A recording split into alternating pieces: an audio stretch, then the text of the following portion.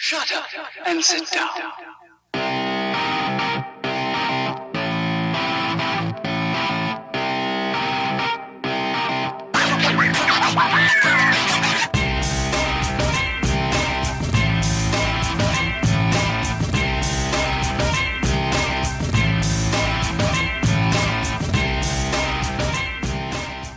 What's going on, guys? This is MMA Complex. My name is Josh. And I'm James. And we are back. It's a brand new episode. This week we have a guest. We have Charles Yao on the show. Good friend of mine. We knew back from EBI's days. He's on the show. Talk about all the things he's got going on and much, much more. So we'll get into it, Jiujitsu and everything. We talk basketball, all that stuff. So we'll cut to that interview shortly. But first, man, how's everything going? What's going on with you? Anything new this weekend? We caught up a little bit, but drama, some home drama. Yeah, but that's all sorted out. It's all sorted out. Yeah, I mean, I was thinking like, fuck. Can you imagine if we had cameras following us around? I wouldn't want that. Yeah, you don't want to see what I like. That's embarrassing. Let's see my life. Half the time I'm just laying out, like my hair is like as tame as it can possibly be right now. You at least got a haircut. Yeah. How'd you pull that off? Oh, so my girlfriend's dad knows a lady who cuts hair in the city of Corona out of her garage. But she has like a salon. Yeah. But, because of the pandemic, she couldn't be open. Yeah. But she's cutting her hair out of her garage, and we went, and I paid $10 with $2 tip. Which I don't see a problem. I know like certain haircut people, they have, they have kids. Maybe they don't want a lot of people around them. I could see that. But like my barber, I don't know. You don't have your kids all the time. Yeah. Well, she had a mask on and gloves. Yeah. Like I don't see a problem with it. You put your mask on, your gloves on, you sanitize the place. Yeah, because some hand sanitizer when we got there. She had everything set up, but she wanted to sanitize in front of us. So she sanitized the whole machine, and then once someone was done, she sanitized the machine, cleaned it, took off her gloves, changed her mask. And you have the person wear gloves and a mask. Yeah, I wasn't wearing shit. She was wearing everything. But I would still have the person wear the mask and gloves. Like why not do something like that? Yeah, and we're sitting far apart from each other.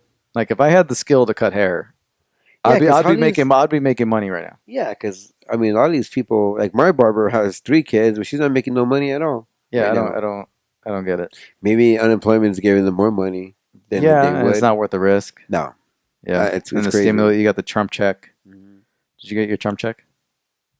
I'm getting mine soon. Soon? Yeah. Okay. But I'm gonna just put it away. Yeah. I got mine. Mine's getting put away. That's just what you do. I don't need to spend any money right now anyway. No. But that's good. That's good. You got a haircut. I know you've been dying. I've been wearing a fucking hat. If anybody's been watching the last few episodes, he's been wearing a hat, and the only reason because he's been I've been totally insecure. His hair, my fucking hair. Me, I'm not. I'm actually curious to see how long I could let it grow. I don't know. I've never seen it with this long. Well, right now it looks tame, but when I walked in, it was full Jimmy Neutron. Yeah. But it wasn't bad. It wasn't. You're married, so who cares? Yeah, who cares? I don't see anybody. You're the only person I ever come in contact with. My mom, but who cares? But that's good. That's good. You got that going on. What else? So there's some news. I guess we could talk about MMA stuff right away. UFC's going ahead with their events. They're going straight into it. They got Florida, man. We don't give a fuck. Florida doesn't give a fuck. They're just putting on the events. Jacksonville, Florida. You got the Veterans Memorial Arena, the V-Star Veterans Memorial Arena. First event takes place May 9th. Tony Ferguson, Justin Gaethje. It's a pay-per-view. Should be free. Yeah, that I don't get. We talked about that last time. Whatever. It's so frustrating. It's frustrating that the fact that they're so charging people. We're gonna fucking illegally stream it, you fuckers. Just you have this card. Can you imagine? Like you obviously did you watch the NFL draft? I didn't. But no, I didn't. But I heard that it was like I heard it got 55 million viewers. People are thirsty right now for sports. So you put on $249 for free on ESPN. Millions of views. You're going to get millions of views, especially with this card. Especially with Ferguson and Gaethje on the main event. Come on. And I don't know if they're doing promotion for this fight. Are they doing any promotion? Who knows about this fight? Yeah. Other than us. Probably, I don't know. Not much. I think right now, the talk of the town is The Last Dance. Yeah, that's taken over. That's taken over everything. Which we'll talk about a little bit with that with Charles. But Yeah. You're balls deep in the Michael Jordan Last Dance, Fantastic. whole Bulls thing. It's awesome. I can't talk. I mean, What it's fucking awesome. Talk about the we're talking about Rodman. Tell a little bit about the Rodman part of it. Oh, so so the Bulls were, they're obviously playing a lot, and Dennis Rodman is the kind of character where he doesn't like a set schedule. He gets he gets bored easy, and he told Phil and Michael that he needs a break from the team. They wouldn't allow him to take a break. He said, "No, we need you right now. It's right now. It's a critical part of the season. He goes, just give me 48 hours. Just let me take some time for just a weekend." Okay, fine. Him and Carmen Electra go to Vegas. I'm sure they do a bunch of drugs. Yeah. A lot of sex. Those 48 hours turn to more than 72 hours. And Rodman doesn't even report back to the Bulls. Yeah. Nothing. No one knows what's going on. They haven't seen Rodman in over 2 days, and they need him. So they go, well, let's go get him. And so they go to his place, and Michael opens the door and finds Carmen Electra run to a closet, and I'm sure she was naked. They wake up Rodman. Rodman was like, probably coked up or something. Yeah. To get you out of bed, we need you to go to practice. And they go to practice, and then at this point, Phil Jackson was pretty pissed about Rodman leaving, and he goes, "Okay, we're gonna do a cardio punishment for not only Rodman, but it'd be good for the rest of the team." And so I think he had him like run lines, but do extra things on top of that. And Rodman, you would think that he was probably just after half a sprint, he'd probably drop dead. But no, man, he was only beating everybody, but he wasn't getting tired at all in the practice. And meanwhile, these guys who've been practicing every day since Rodman's absence are dead tired, while Rodman's running laps around them. Now, one, it could be his championship mentality, his championship conditioning, or the coke in his system. Two, you got coke in your system, which I'm sure, or countless other drugs. You've probably been banging Carmen Electra all weekend, so your cardio is up. It's up there, you know? Yeah, it's probably like a mix of all three. Yeah, the mix of all three. So how lucky I guess we are that a camera crew followed the Bulls that entire season, really, and just and they were able to put this documentary together to have that kind of footage. Yeah, it's fascinating because like you see the behind the scenes stuff that you don't see in locker rooms, like the frictions with each other, all the egos, and then friction between the players and the front office. And because nowadays you have cameras everywhere, you have social media everywhere. Obviously, not everybody's doing documentary style. We have a lot more of it now with HBO's NFL series or different sports series that do documentary series. So we have a lot more of it now, a lot more access to people. But to get footage like that of an era and a time that like with the Bulls and the height of their success, and it's like this is like filmed like 97, 98. Yeah. So you have those years of the Bulls, which probably the last few great years of the Bulls. Yeah, because I think Jordan retired in 94. He came back for the 95, 96 season, I think. Yeah, so you have like to get that footage and to be able to put a awesome documentary like that together. It's just that's pretty. Or just see how like Michael operates, a young Michael Jordan in his prime, operating his will to not only like win, but super competitive. He's super competitive, and you hear all these stories and these Dude, and then the whole time I'm watching him, I think about Kobe because Kobe was that intense too. Yeah, and he's the only player that they compare him to because Kobe was just like that. Yeah, it's crazy, man. This championship. I mean, Jordan lost this championship mentality. I think he lost 3 years in a row to the Pistons, and he was crying. Yeah, because he lost again, and he was getting beat up in the postseason. He decided, I'm going to put muscle on me. And my offseason starts the day after I lose the playoff game. Yeah. And and it's crazy. I was young. You're a little bit older than I am, just a little bit. But I mean, we grew up in the time of Jordan. We were lucky to grow up in that during that time. I mean, 90s basketball was a shit. Yeah, 90s basketball was a shit. I remember Rodman and everybody just all his antics. Scottie Pippen. Yeah. You have the Orlando. I was a fan of the Shaq and the Orlando team during that time, Penny Hardaway and all them. I was always a fan of them, and just 90s basketball was a shit, and just the just the promotion, the commercials, the gear, Shaq shoes, the Jordan gear, That was like the Jordans, pinnacle of the yeah. Rodman, his hair, Carmen Electra, the mugshots, like just everything. There's all that. I mean, all during that the finals, Rodman crazy ditched practice or the finals to be on WCW. Yeah, And to tag, that's to tag with Hogan. Yeah, Rodman on pro wrestling when he was in his pro wrestling phase and he was always there all the time. Yeah. Like, man. That time where, I mean, he ditched practice. Yeah. And that was during the finals against the Jazz. He would ditch practice and be on Nitro, teaming with Hollywood Hogan. Yeah. Versus, I think it was DDP and Karl Malone. Yeah, I remember that. Yeah. The 90s basketball was great. NBA Jam. Yeah. Dude. And then, I mean, pro wrestling was a shit in the 90s. Pro wrestling was a shit in the 90s. That was the best Hard era. Foundation and Stone Cold right there. Yeah. And then you have the Attitude Era. Man, it's yeah, they're during that whole cartoons time. were freaking awesome. Cartoons were the best. Power Rangers were in the 90s. Konami was great. Street Fighter 2. Oh, God. President was getting blowblowjobs under the desk. Yeah. Like, it's just all Awesome. good, man. It's all good. No fucking pandemics. Yeah. No, nothing. No, man. nothing. No rent, no bills, nothing. Yeah. You see a fucking flash titty on a fucking on a TV screen. Yeah. Playing with the wires, trying to get that boob And to back come back then, up. man, you kids that are millennials now, like finding porn back then was like finding gold.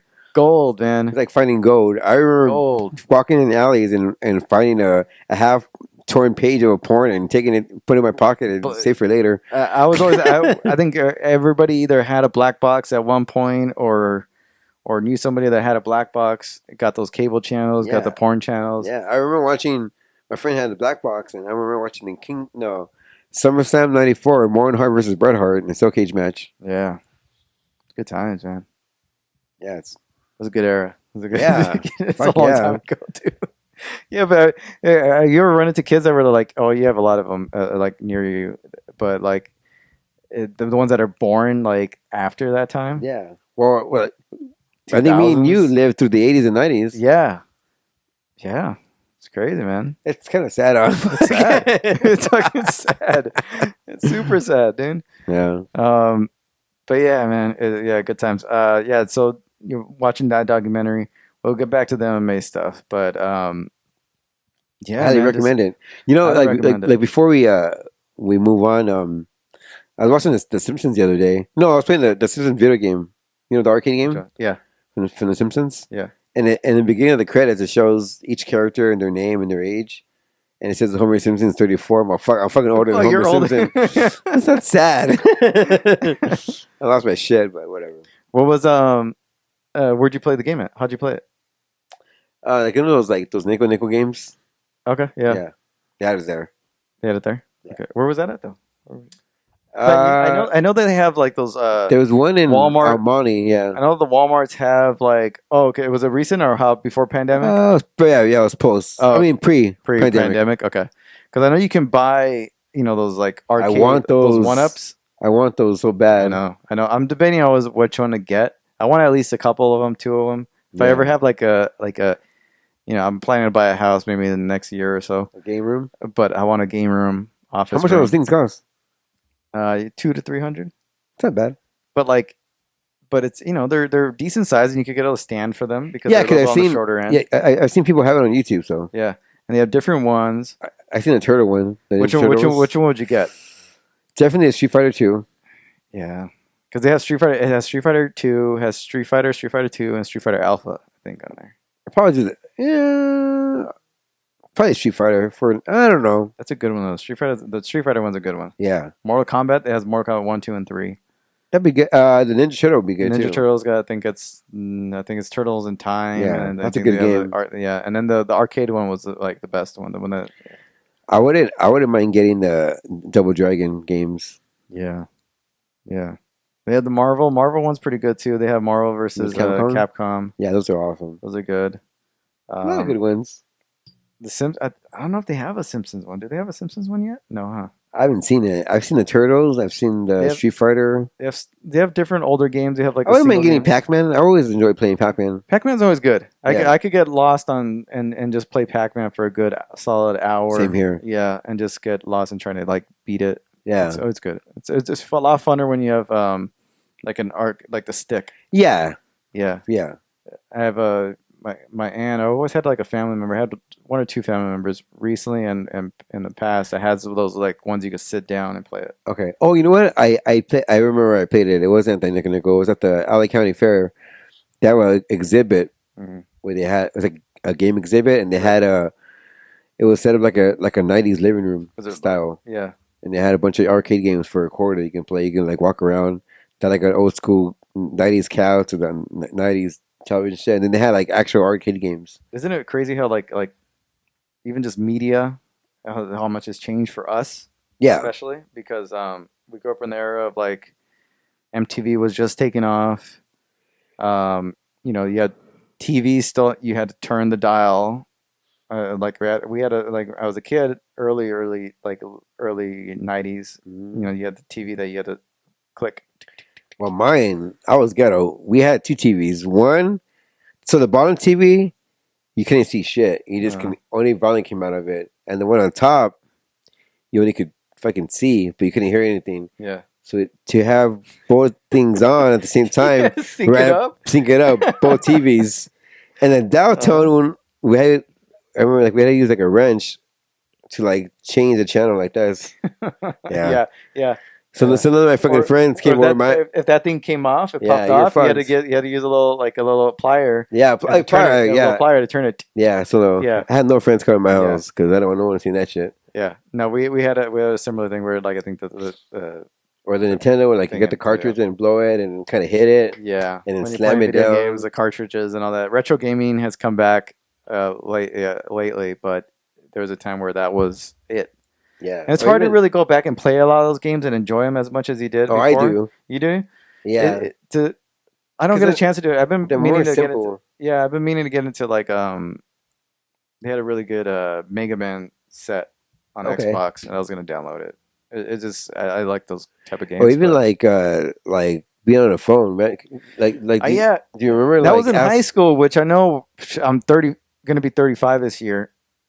Like that was a long time ago. You're looking at 16, 15. Yeah, because back in our day, like you couldn't just ask for a girl's number directly. No, you had to ask for the house number, and you would fucking pray to God that she would answer the damn phone and not have the mom or dad answer. Yeah, I'm gonna call you at this time. Yeah. Okay, I'll be by the phone. Yeah, and then like you call them and you pray to, and then if someone picks up the phone in the kitchen, they can hear your whole conversation. Hear your whole conversation. I remember being in my mom's room talking to the girl I was talking to at the time, and I was freshman year. I think I was sophomore year maybe. And then just like not having a cell phone. Cell phones were barely starting to roll out around that time. And not everybody had them. No one really had them. There was a payphone at a Kmart. And like back then, a payphone had its own number. Yeah. I had the girl call the payphone at a certain time, and I would be there like at 9 o'clock waiting for the fucking phone to ring. And someone will be behind me waiting for the phone. Or get a voicemail and be like, "Oh, hey, so you got a call? So and so called you," or something like that. Is that pagers was a big thing? Pagers, Nokia cell phones were like the old school Nokia cell phones were like the first ones that really I could get my hands on. I never had a pager, but everyone in my classroom did when I was in 8th grade. I remember finding a fake pager. I remember finding a clear, the clear pager with the see-through ones. I found one, like a damaged one in the alley. I have one in the package still. No way. Yeah, so I found one in the alley, broken already, and I put it on my pants. It didn't work. I just wanted people to see that I had one. Yeah. But I found it thrown out somewhere. Yeah. All right. Our next guest this week, and it's been a while since we've had a guest. A long while. Charles Yao, great guy. On the show, he's worked for Power 106. He's worked for a bunch of other Sirius XM Radio. You name it. This guy is just he knows what he's talking about when it comes to hip hop, basketball, MMA, jiu-jitsu. He's just a great person, man. So here's Charles Yao. Enjoy. What's going on, Charles Yao? Good friend of mine, man. I missed you, man. I haven't seen you for a minute, but I'm glad you're on this show. Thank you for being on here. Glad to have you. So you were Power 106 before this, Dash Radio for a long time, Sirius XM, and you got to let everyone know what you got going on soon. And I'm just glad to be talking to you, man. Yeah. By the way, last I talked to Josh, this was pre-babies. Yeah, So we pre-babies. Yeah. You know what I'm saying? We were doing Yeah. like single talk, bro. Yeah, So we'll do a message on Facebook real quick, and then but like we haven't really been face to face in a while, dude. It's been that long. It has. right, and God Yeah. knows how long it's gonna take. Not that we're gonna steer it to pandemic I know. talk, but God I knows know. how long it's gonna be Yeah, at this it's, point, it's right? crazy. It's crazy Yeah. times, but for sure. Right. And for your audience, man, the MMA Complex people, man, you guys got to show some love to these two because they're on top of it. They're good givers. You could hear if someone's bullshitting behind the mic or not, Yeah. and you guys are into it. So this is like Thank you. big Thank you, man. honor on Appreciate my it, brother. Thank you, man. For sure, absolutely, you deserve it. What was the first question? Yeah, But no, am I mean, right now? tell everybody because I gave a little bit of your background now, so for those who Sure. aren't familiar with you, but what An you updated got going resume. on? You just had a phone call with your new employer. Let everybody know where to find you now, right now, because you got a new gig going on. Right. I am also working. Let me start off with the Beat Junkies. They're an old school DJ crew, and they opened Yeah. up a DJ school in Glendale.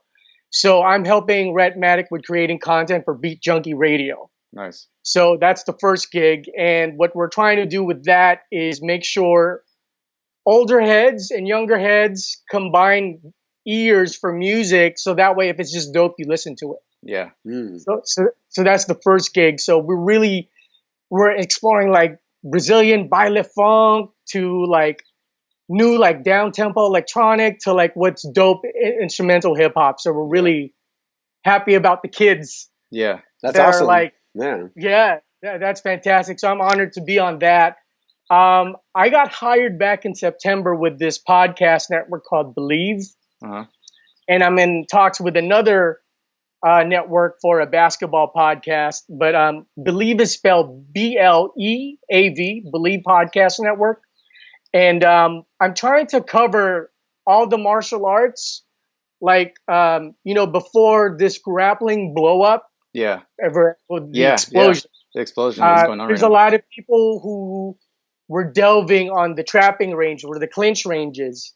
So there's a lot of martial artists who are like old school. So I'm trying to feature like people like Rob Kamen, who is like from the Dutch kickboxing era. A lot of the people used to train.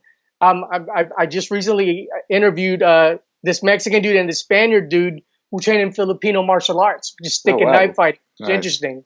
So just doing a lot of that just to be both a classicist and updated at the same time. Yeah, Does that make sense?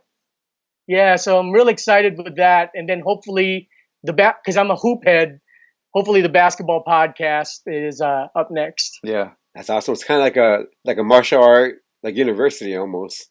You get to take a crash course in martial arts.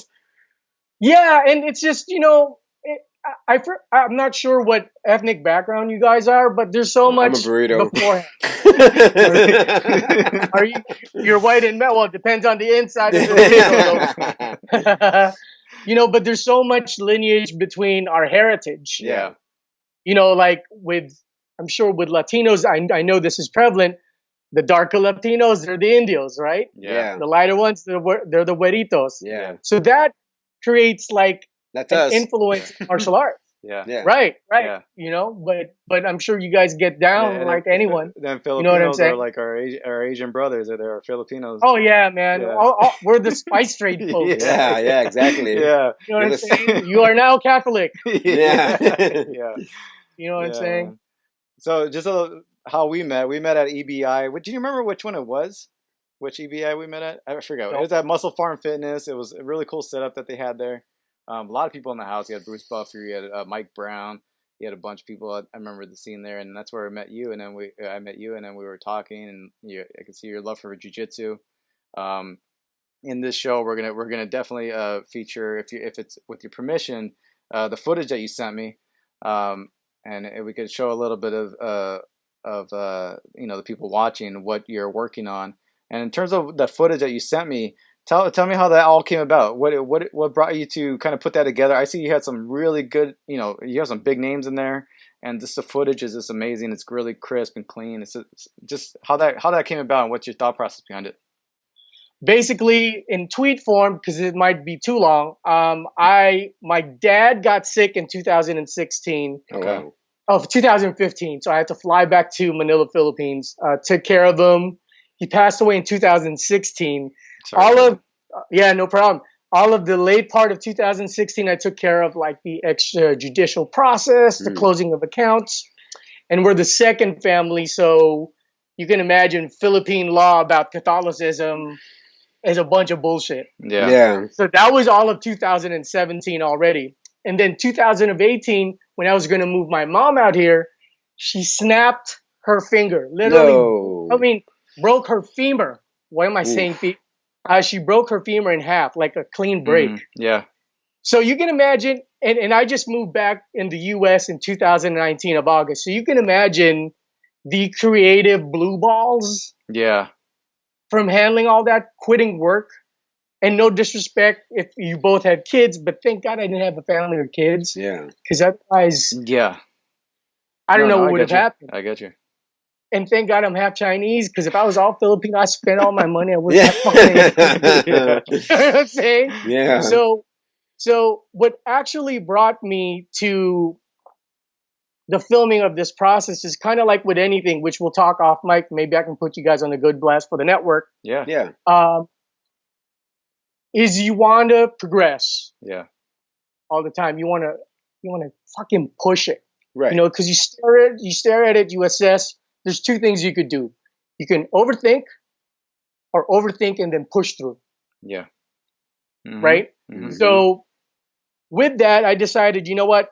I'm taking a look at some of my old interviews with Hickson, Boss. A lot of people have told me, hey, this is It's good stuff. respectfully broadcast quality, Yeah. the way this is shot.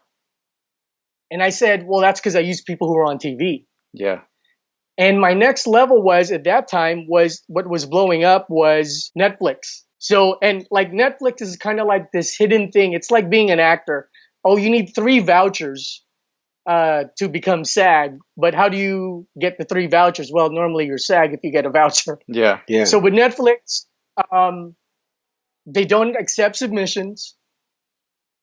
There's only 3 ways you know. If you're vastly popular, kind of like the way Eminem started Shade 45 on Sirius XM. Yeah. You've worked on TV or film, and production people that matriculated from TV and film started working on Netflix. Or just like anything in network. Even more so than network tough. TV, it's got to be tough. Yeah. Because they run their own ship. They're just Right. their own entity. Yeah. And they're on their own. Yeah. And the ironic thing is with Netflix and Sirius XM, if you're a beginner, they don't show you numbers. They don't. No, they don't. So They don't just broadcast happy- any video. Right. So like the stand-up comic Tom Segura, I think he was on his 4th Netflix project. That's the only time he started getting his numbers. So basically, in conjunction to tie everything in radio style, Yeah. I started working for Redmatic on the Beat Junkies. The Beat Junkies have a DJ program, and this guy who filmed it was really dope. And so I started posting content for Instagram for BeatJunkie Radio, and then a guy followed me named Mind Soil. This guy John, and you know I just like to interact with everyone who follows you. Yeah. Right. By the way, we need to follow each other. No, we'll follow each other. Yeah. So because of music and the music I would post, he's like, hey man, you got some dope stuff that you're posting, and I was like, cool. So I just started, trolling through his IG, and it's like, wait. This guy did all the Beat Junkie TV instructional videos. Yeah. And I like his filmic style. Yeah. So just being natural. I didn't realize he worked on several Netflix projects as a camera op. Wow. So I felt like this was an in. Now, just because he was a camera op does not mean he can get me in. He can get you we're in, trying yeah. to show me different routes. Right. Netflix has a very specific camera, specific what they want. Like right now, they want everything shot in 6K. They want everything future-proofed. Yeah. So imagine you're Russell Peters and you're shooting this project and you have to do a bunch of reshoots because you did 4K and 1080p. Yeah. Yeah. They're only limiting 10 minutes of 1080p. So the fact that he knew what he was talking about was with the specs, I was like, that's all I need. You have crew that's worked on Netflix and other Food Network, so everything's good? Okay, good. So when I came back in August of 2019, after going through all that stuff for my parents, you can imagine I was ready to bust with creativity, right? Because I talked to you I talked to you real quick right when you came back. You said you just moved back. It was like around August, September-ish. I thought one of the times I talked to you. Yeah. Right. Yeah. So at this point, I was just like, I got to do the interviews, and I just have to put in a little bit of budget. So I don't have any kids, and I said, you know what? What am I saving my money for? I don't have a job, but I've some. Invest in yourself, though. Like, it's basically what you're doing is investing in yourself. Exactly. And I don't know if you guys listened to how I built this. It's a podcast. Yeah. On iTunes. I've heard nothing but entrepreneurs and successful people. All they do is, you know what, man? It took a fucking calamity. Yeah. And I encountered another calamity. Yeah. But since I went through that, what else do I have to do? Why am I bailing on myself? Right. So that's where we're at right now, because with the pandemic, I'm currently talking, I hope Robert won't be pissed off. I'm talking to Robert Drysdale. Nice. So he's consulting with the project. Okay. So we're collaborating minds because he has his project. He has the origins of jiu-jitsu that he's putting together. Mm-hmm. So I'm kind of like, we're co-consulting for each other. But for sure, once this pandemic is over, something's going to move with this project. And in terms of how did you talk to Kenny Florian, who you have on working on this project too, at least being featured in the project, and several other jiu-jitsu practitioners. How did you get in contact with them? Did you know them beforehand? Did you train? Are you training at some of these locations? How did you? As far as for the listening audience and viewing audience for MMA Complex, it's Kenny Florian, it's Leo Vieira, and Humalo Bahal. So in the radio programming mind, I said, let me answer your question first. I just reached out to them and visited them at their gym. Each and every one of them. Wow. That's awesome. That's what you got to do. Huh? Yeah. Like, we're fortunate to have like MMA fighters be so accessible to us. And in the area that we live in, there's lots of MMA gyms. A lot of gyms around here. Yeah. Right? Brought out the good old iPhone. It was like, this is some of my interviews. Sometimes if you just pull out one, they see Hicks on, it's like dunzo, it's a wrap. But there's programming overthinkers that'll go, well, is jiu-jitsu going to be hogtied for another year? Do we want this content now? And it changes week to week or every 2 weeks. Right. But I am confident of getting it out. I'm knock on wood, I get to put it on, but I have at it at the highest specs ever at 6K Netflix ready. I just interviewed the Carlos Machado's Mid-Cities guy, Greg Hamilton. He's a black belt under Jean-Jacques Machado. Moved to Texas and then opened up under Carlos Machado's name, which is, oh my God, the politics, what that could have been, right? Yeah. He wants to open up a gym now. And his troops, meaning his students, want to open it up now. So I think what's going to happen, I feel like there's going to be an 80 to 90% success rate for people to be like, no, we're good. Good, yeah. But there will always be the exceptions that people are going to be infected. I'm not saying they're going to die. Yeah. People will be infected. Yeah. What do you guys think?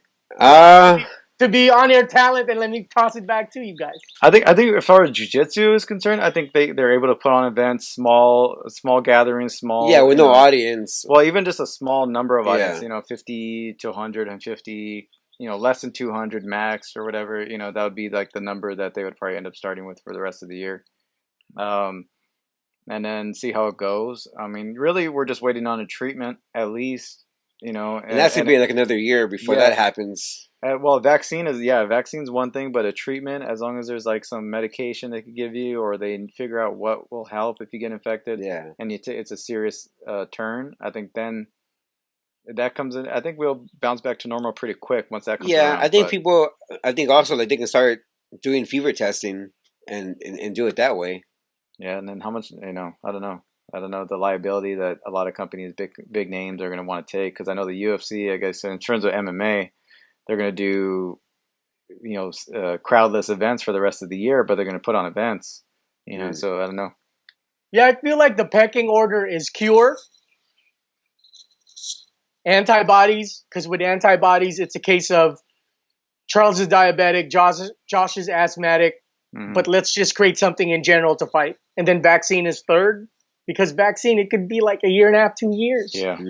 So I think the cure, you guys are spot on. Very smart guys. Cure is number one. Creating antibodies, number two. Vaccine is number three. Yeah. Right. My opinion, at least. My opinion. Yeah. Yeah, it's crazy because it's like a real life horror movie that we're living in, Yeah. I mean, it's literally a movie. Yeah. It's crazy. And training wise, you miss it? Like, how much have you gotten? How much training have you had in the last year or 2 years? What do you say you've done? Can I break down the history of my training first? Yeah, do it. Because it's a complicated situation. So, trained under Muay Thai Academy from 92 to 94. Nice. Had 6 smoker fights, won them all. And back then, Muay Thai was very linear. Yeah. It wasn't even like Western boxing. Like the Dutch kickboxers back then were like ahead of the curve. And then I got into Filipino martial arts, but really just for the knife. Because the knife is far more, it's not feudal America or feudal Japan, right? We're carrying sticks and swords. And then I started liking some of the trapping. Like a lot of your fans will see Anderson Silva where he makes those movements.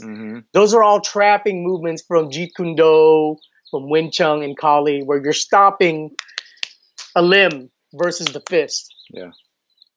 And then in 2004, because I got late into the college game, so when I graduated, December of 2004, my gift to myself was I enrolled myself in 4 academies. Wow! So I was training. This is the time when jiu-jitsu was only $80 a month if you train once a week. It's not like that anymore. It's like 120 minimum. Yeah. Right. So I was training at John Jacques Machado 1 time a week. I was training at Gokors twice a week. Once was judo, once was the no-gi. I was training at Sidyotong for the clinch game. And then Saturday, Sundays, I would train in Filipino martial arts. You're active. So with anything that you do that's ultra excessive, something bad's going to happen. So at Gokors, not Gokors' fault. It was a brown belt from another academy that was visiting. I got Uchimata. So literally I was like this and I fell. Boop, right on my head. Oh my God. I couldn't move. I want to say like 11 to 12 minutes. My neck was just like this. Shit. Wow. I can't even do it, but my neck was supinated for I looked like a snake. Wow. Oof. But instead of a snake like this, a snake like this. Yeah. God. About 4.5 months to even sleep properly on the bed. I would sleep seated because if I lay down, it hurt my neck. Damn. So I herniated 6 discs on my neck. I keep saying 5, but it turns out it's 6. I'm looking at my old. So from that, it was just neck traction, hand gravity, and after that, I was never the same. So, like right now, I'm gonna skip like 10 years. I was just talking to Felicia O, who's one of the. I'm not name dropping. I'm dropping for you guys. Right. Because the MMA Complex gets some guests that know people, and the MMA Complex is the shit. Yeah. Thank you. So Felicia O said, I don't know if I'd be training if I were you, and here's the context. Because if I train 3 times. In 1 week, my neck starts throbbing. Ooh. If I train twice in 1 week for a month, for sure I need like a month and a half, 2 weeks, a month and a half, and so basically 2 months rest. Yeah, to recover. Huh? Yeah, that's Right. crazy. And it's not the herniation pain; it just it throbs. Yeah. So, being 44, what I do now is pre-pandemic to finally answer your to answer your question is I only train with people who are purple belt and up, and I roll with people either privately from a gym or I roll with people who are just homies who are like purple belt and up. Okay. Yeah. That's it. Yeah, because if anybody white belt, blue belt, you have chances of getting hurt are too a lot much higher. ability. Yeah. Yeah. So without being too societal, for Gen Xers like myself, we were the latchkey kids, meaning parents are gone, stay at home, watch your ass on TV. Yeah. So I lived in New York, I lived in Singapore and Manila, Philippines. Visited California quite a bit. Late night, for some reason, in the East Coast and in East Asia, they would play a bunch of karate, kung fu, Japanese, like ninja movies. So it was like Bruce Lee reruns in Manila. Access Cable TV in NY would be like this Japanese guy named Sho Kosugi. He was like this roving ninja in modern day. He was like the Batman, but Japanese and, wore a ninja outfit. You know what I'm saying? Yeah. So with that, it was like the mania. And then you get stuff like Bloodsport. And then you revisit Enter the Dragon. And then you start watching boxing. Like you watch like I was too young for like Muhammad Ali. Right. But they would have reruns, right? And then Marvin Hagler against Hearns. And really the pinnacle was Mike Tyson. Yeah. That's like, oh, okay. I may not be able to defend myself against something like that, but maybe I need to train anyways. Yeah. And you know what? If you guys interview someone who's in media and they're boring and they don't know how to give and have zero energy behind the mic, they need to get their asses out of media. Yeah, I know. I know. Because on air talent, we need to like take care of each other's shows. Yeah, for sure, man. Yeah. Got to be able to give, dude. Yeah, Yeah. man. You got to feel the energy. You got to. I had a side question for basketball. He's a big basketball guy. Yeah. Oh, here we go. Like I like going to the games, but I don't follow any really sports all that much. He does more so than I do. Yeah. Please don't be a Clipper fan. No, man, no. If you like the Clippers, you should maybe. go. Oh, well, this guy's a Clipper fan. Josh is a Clippers fan. I go to Clipper games. They're more affordable, Yeah. Well, recently, kidding. Anthony Davis sold his house. Do you think that's an indication that he's going to be leaving LA, or are you confident he's going to resign? Honestly, bro, the adult 44-year-old in me wants to say he's just getting a better crib. I hope so, man. I hope so. I'm like shitting bricks this whole time, man. Like I'm scared shitless. Right. But here's the deal. You've seen this because we are now in the empowerment era. Are you guys watching The Last Dance? I love it. He is. I love it. It's so awesome. So Josh, I know it's a big commitment because it's 10 hours, but maybe even highlights, maybe just get into it a little bit or listen to a pod about it. So it's fascinating. Fascinating. Right, and it's so well done. Yeah. Right? It's just awesome. This is like bone in ribeye. Oh my God, this is it's the shit. So great. Oh God, it's such a great documentary. So this is me overthinking about Anthony Davis. Old Charles says, dude, he's just buying a better crib. Relax. The Lakers can pay him the most. Yeah. But because we are in the player empowerment era, not to scare you, bro. Yeah. I'm scared. I've been scared. LeBron is a team hopper. Look at what Kawhi Leonard did. Oh, San Antonio, you can't take care of my quad. I'm not playing. Yeah. And guess what? I'm gonna go to Toronto, maybe play a year, win you a ring, and I'm out. Oh, Lakers, I may sign with you, but guess what? I'm working little something with Paul George, and you won't know it. And I'm gonna make you wait till the last day, and then I'm gonna bounce as soon as Paul George is. So honestly, not to make you trip, but for the younger heads, I mean, these guys are in their 20s. Yeah. Anything could have a motive. But my gut right now says Lakers can pay him the most. He can almost win a ring. Yeah, not just that, but like he can't, like what the Lakers can offer him as far as like players and living in LA and what LA can give you.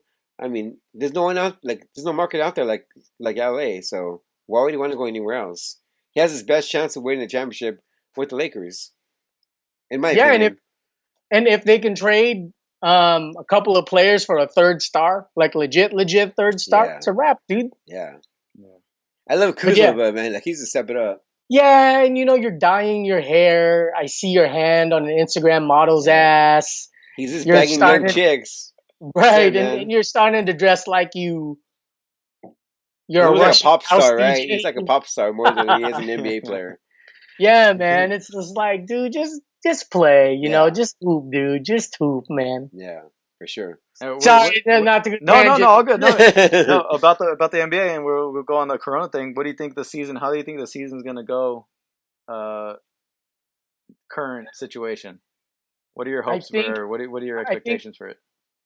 Okay, hopes and expectations. Hope return to normalcy in 6 months with cautionary practice. Like literally, you know what?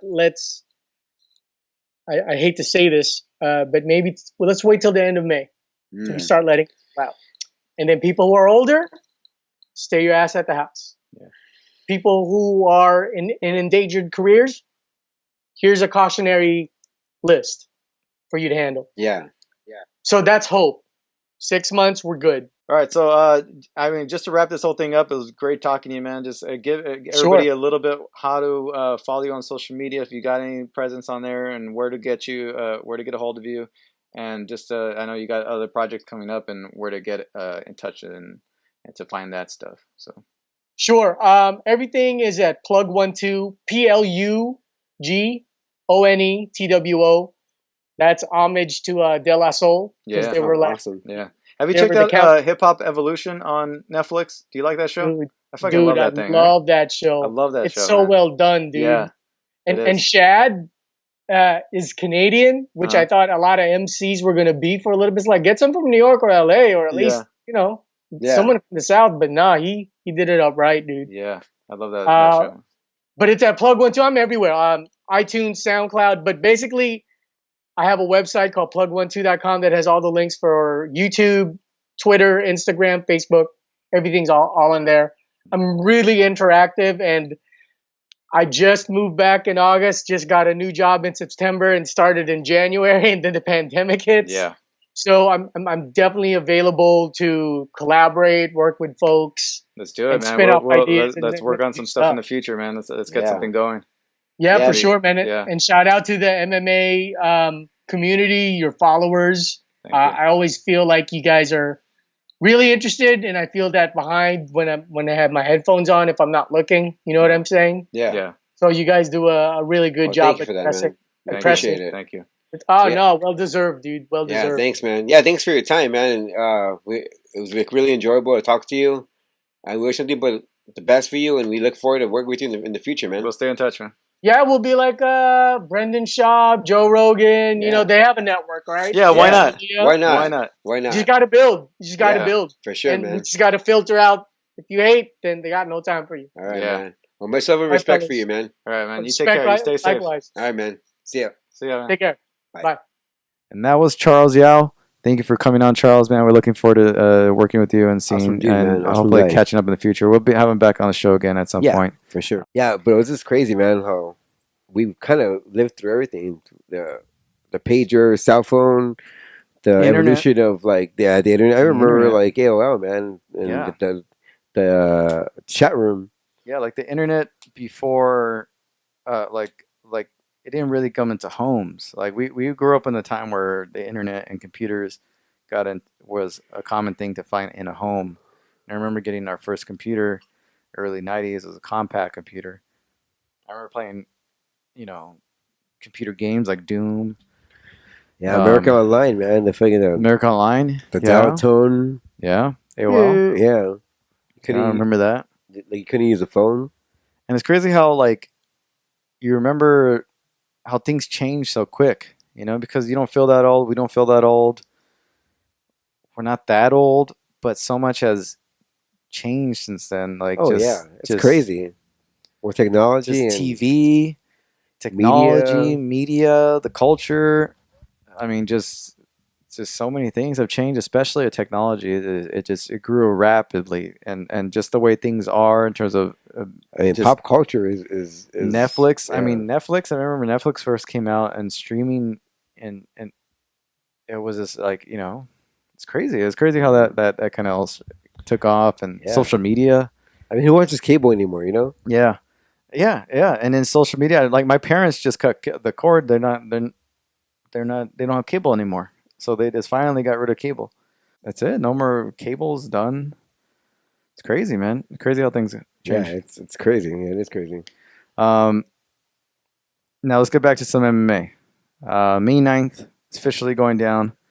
Vince Star Veterans Memorial Arena in Jacksonville. Like we said, Justin Gaethje and Tony Ferguson are on the card. Henry Cejudo versus Dominic Cruz is the co-main event for the bantamweight title. Now the main event, interim lightweight title winner fights Khabib later in the year. Francis Ngannou, Rosenstrike, Calvin Kattar, Jeremy Stevens, and Yogarn De Castro against Greg Hardy is your main card. Preliminary card is Donald Cerrone versus Anthony Pettis. All Nick versus Fabricio Verdum. Carlos Esparza versus Michelle Watterson. Uriah Hall versus Jacare Souza. Vicente Luque versus Nico Price. Bryce Mitchell versus Charles Rosa, and Sam Alvey versus Ryan Spann. That's your entire card. Goddamn. That's an amazing. That's a great card right there. They released a poster for this event. It looks like Jacksonville's going to be the place that they're going to be holding this event, and it's going to be 3 events in the span of a week, 2 weeks. That's crazy. I'll pull up the other cards and let you guys know what's going on. But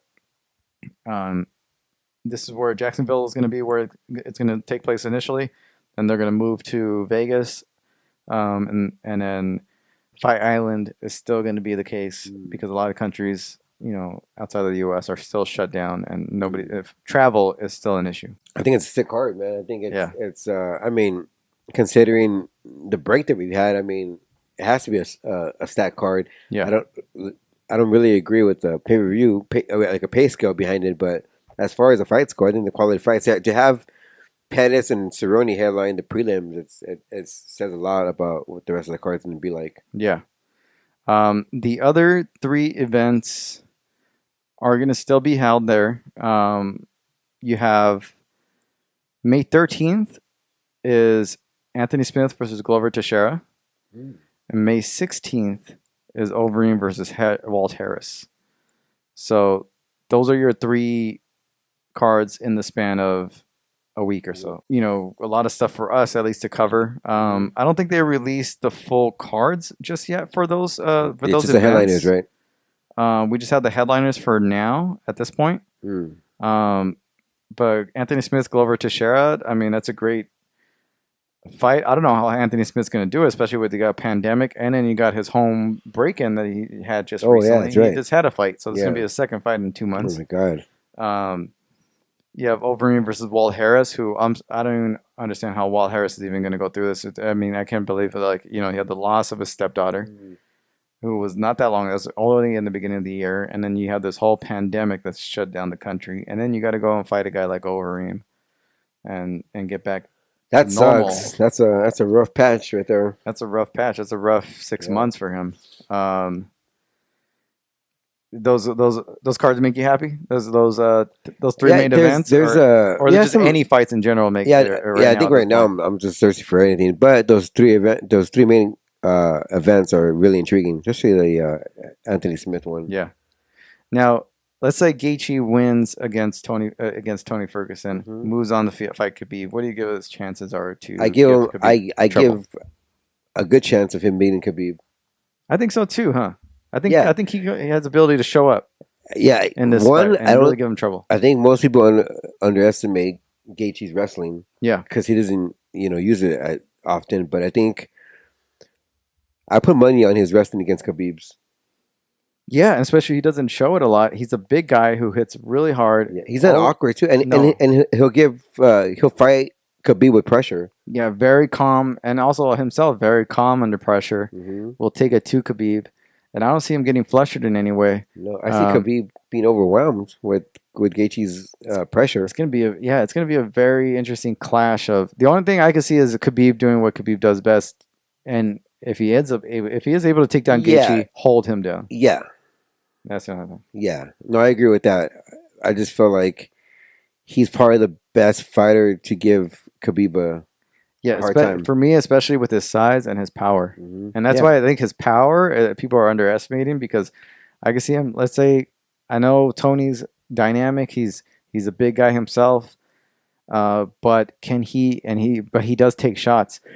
Yeah. If he gets hit by Gaethje, is he going to be able to withstand a shot from Gaethje? Yeah, because you can look at that fight with Kevin Lee. When Kevin Lee hurt Ferguson, he kind of didn't pull a trigger. He kind of let Ferguson recover. I think if Gaethje hurts Ferguson, I don't think he's let him recover. I think he's going to be after him until he finishes him. Yeah.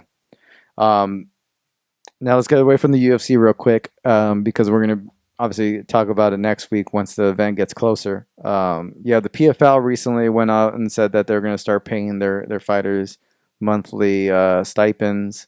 But what they didn't say, and what ended up leaking out, were the emails and from the organization saying that they didn't tell them this, but they're cutting basically a third of their roster and paying their top fighters that they're keeping on the roster a monthly stipend. And we'll try to pull up I'll see if we can pull up a copy of the emails for you. But basically it goes on saying, like, talking about the COVID, talking about working with the country, talking about like the struggles of the organization, how they're helping fighters and this and that. And also, oh, by the way, you're released from your contract there on out, and we hope that you can find, work elsewhere in the meantime. You know what I mean? It's like they're cutting their whole roster, and that's something, obviously the MMA media hasn't really gone in to hold PFL a little bit accountable for, but that's the dirtiness of business. It's very dirty. It reminds me of what the WWE did with their wrestlers. I mean, these guys are making a lot of money with their TV revenue and their TV deals, enough where they can pay their roster, the WWE. So it's almost the same thing. Like they want to just not pay all their roster, and they ended up getting the good press. So let's say they got the good press. I haven't seen too much of like the bad press geared towards them. I'm not sure why that is.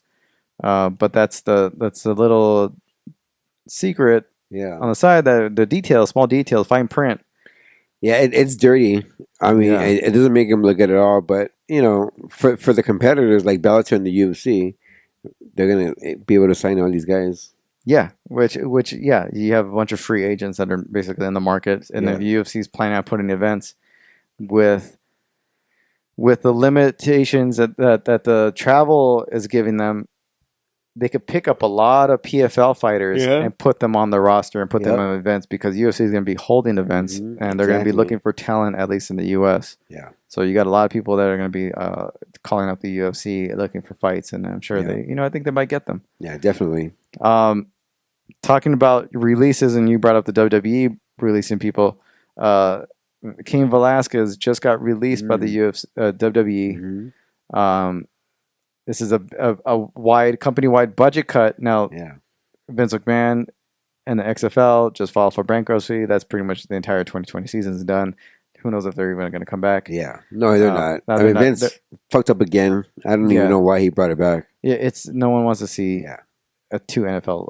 You can't compete with the NFL. So you have that, and they're doing a lot of cuts for the organization overall, and releasing a lot of wrestlers and a lot of Kurt Angle, big names too. Yeah, big names. And not I think more so the people that are just not as active.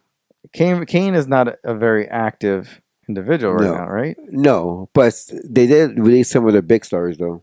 Has Kurt been active? No, but he was he had a row. Yeah. But there was guys who were active that got cut. Yeah, they got let loose. That one was free. The one that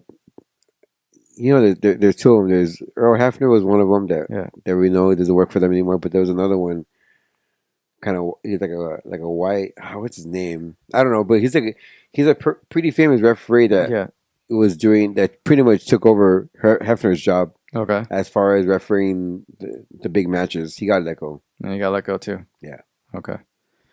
Yeah, so I mean, even the WWE, which the UFC has not made a lot of cuts, which is WWE looked like they were doing pretty Yeah. well. Now they were putting on events. They look like they were ahead of the game in a lot of ways, but now they're making a lot of cuts. Is this a bad thing for the Yeah. WWE? A bad look? No, it is because they can afford those guys. Yeah, especially with the They have- UFC putting on events now. Because not only do they have the TV deals they're getting paid by USA and by Fox, Yeah. the big Fox deal, but their merchandise. I think they sold like I think they made like over $1 billion in the last quarter just on merchandise alone. Yeah, So they're making money. they can yeah, afford it. but for whatever reason they decided to let go of these guys. It's something like you they're waiting for you think money. at least with Kane, it was more of an active thing? I'm glad they kind of released Kane. Yeah. I mean, Vince McMahon didn't know what to do with Kane. Kane didn't have enough training to be in a company like the WWE, Yeah, to be on a weekly show. He had horrible acting skills, and his wrestling wasn't up to par. He was Yeah. good, and I think he better, had well, at the least better than potential. what people thought. Yeah, but he had a potential to be better, and I think they should have him in his at best beat him like in developmental. Who do you think was worse, him or Rousey? Oh, Kane by far. Kane by far. Yeah. Kane by far was worse. Yeah, Ronda. Yeah? I think Ronda was awesome. Well, not for her acting, but overall, I think she was a better. Overall, acting included, Yeah, Rousey was still better. yeah. Her overall package was better than Okay. Kane. Just because they use, and Ronda had a name where Kane has a name with maybe the like casual and MMA hardcore fans, but Yeah. that's about it. Yeah, So it just gives Kane an opportunity to either go back to the UFC or do the WWE's developmental. is NXT an option for him? I would say yes, but now NXT is part of part of their touring brand, so they're on USA. So Okay. But I mean, if he were to go on there, is that still too high up for him? I think so. I think they need to do like AAA or like those small shows to get him. Which I think he'll most likely end up. I think. Yeah, I think so. Okay. You have a couple side news here. You have Kevin Lee is going to be out for at least probably the good portion of the year due to ACL surgery. Now he on his Perfect last timing. his last loss to Charles Oliveira came out saying he wanted to take some time off anyway. Yeah. Could he have had this ACL surgery? Was it something much needed? Did he suffer it in the Oliveira fight? Who knows? Who knows? I'd have to actually look this up real quick. I think MMA Junkie reported it. Spoke to him not that long ago. I mean, this pandemic is also maybe a Yeah, blessing to a lot of people. It wasn't from the fight, and I think he spoke with actually Luke Thomas too. But it better for him. He is looking to develop, grow, mature, work on some holes in his game. Yeah. Obviously, his last fight did not go his way. Charles Oliveira looked like a world beater and world class champion right there. It looked amazing. Yeah. He had that silver hair, Mm-hmm. which I thought was a nice look. Looked very soccer pro, Brazilian soccer star right there, like he did. But no, Tony is going to be out for at least 6 months. With this whole pandemic thing, you're looking probably not to see Tony till 2021. Yeah. You have Vitor Belfort is coming back. He's got an opponent. It's going to be at heavyweight. It's against Alan Nagalani. I think it's one of their premier heavyweight fighters there. One of their big names in the organization. I don't know why he's still fighting, but whatever. I think he's gonna be on the sauce at least, right? He's gonna. Yeah, if you're able to like take the and shit the sauce, then might as well. He's got to, right? Well, I don't know if they're allowing it, but I mean, they're not doing USADA testing over there, right? I don't know. Probably not. Most likely not. So a lot of the fights that are being rebooked on, let's say that on some of these cards coming up for at least the UFC, you have Anthony Hernandez and Kevin Holland are moved to the May 16th event. Andre Arlovsky versus Felipe Nins is on the 13th card. Carl Robertson versus Marvin Vettori on the 13th. Eric Anders versus Krzysztof Jotko on the 16th.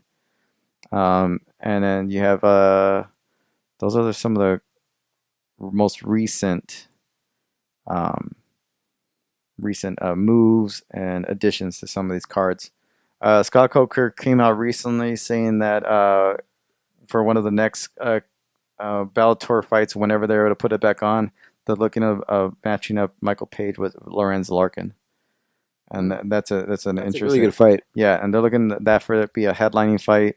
Not sure what card, if it's going to be over in Europe, in England, where Page is going to have home turf, or it's going to be out here in LA, San Jose, or wherever, probably Pachanga, where Larkin has more of the advantage, I guess. Right. That's a good fight right there. Scott Coker. I'm wondering how Bellator is really gonna adapt to this whole thing, because they're obviously gonna have. When we talked a little bit about it recently, I think on the last episode, where they did mention possibly using a soundstage on the Paramount lot. Yeah. I'm assuming that's how they're going to go about it. But with California being the way California is, I think that might not be an option for them, at least for now. Whereas UFC has the luxury to set something up in Jackson. I wonder if Paramount, Viacom, and Bellator are looking at Jacksonville, Florida as an option. I think if they do it in California, they would have to have people like in trailers and to wait their turn, and then only have a small amount of a film crew inside, and then when someone fights, take them out, and the next batch comes in. Yeah, they can do it that way. Yeah. So in terms of news, that's what we got going on for the MMA world this week. I'm looking forward to May 9th. I'm looking for the 13th, for the 16th, and then hopefully all these other organizations get the ball rolling. No crowds, whatever. Just give us content. Yeah. Get things open again in the safest way as possible. I want to thank Charles Yao for coming on the show. Pleasure talking to him. We're going to be working on stuff in the future. Hopefully, get something going. You never know with this whole pandemic thing and all that, but hopefully we can bring some stuff to fruition and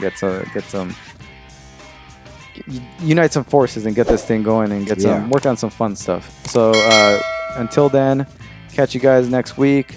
More news, more breakdowns of the upcoming fights, upcoming card. Give you our picks. And until then, see you guys all next week. Be safe.